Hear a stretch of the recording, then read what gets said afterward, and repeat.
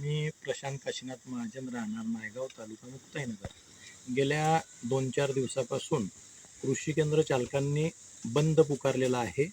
त्यांच्या काही मागण्या असतील, परंतु शेती आणि कृषी केंद्र हे एक समीकरण आहे, एकमेकावर अवलंबून आहे. जर कृषी केंद्र बंद असलं तर शेतीत शांतता होते. शेतीचा काहीतरी बंदचं असलं तर कृषी केंद्रवाल्यांकडे शांतता असते. आता 45 डिग्री 46 डिग्री असं तापमान आहे. शेतीतला ओलावा कमी होतो. तो ओलावा टिकून राहण्यासाठी काहीतरी लिक्विड कृषी केंद्रवाल्यांकडून घ्यावं लागते. त्याचप्रमाणे आता आसमानी सुलतानी संकट शेतीवर येत आहेत. गेल्या 2-3 दिवस आधी खूप वेगाचा वारा इकडे वाहत होता.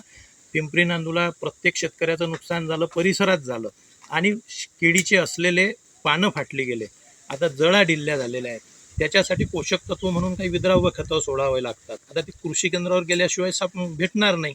आणि म्हणून अशा याच्यामध्ये शेतकरी हा वेठीच धरला जातो आहे. म्हणून माझी मागणी असेल, शासनाने जो काही निर्णय घेत असतील ते बसून त्यांनी घ्यावा. कृषी केंद्र आणि शासन यांच्या तडजोडीतून मार्ग निघून लवकरात लवकर कृषी केंद्र चालू व्हावेत अशी आमची शेतकऱ्यांची अपेक्षा आहे. आणि आम्ही त्यामुळे वेठीस धरले जाणार नाही याची शासनाने दखल घ्यावी.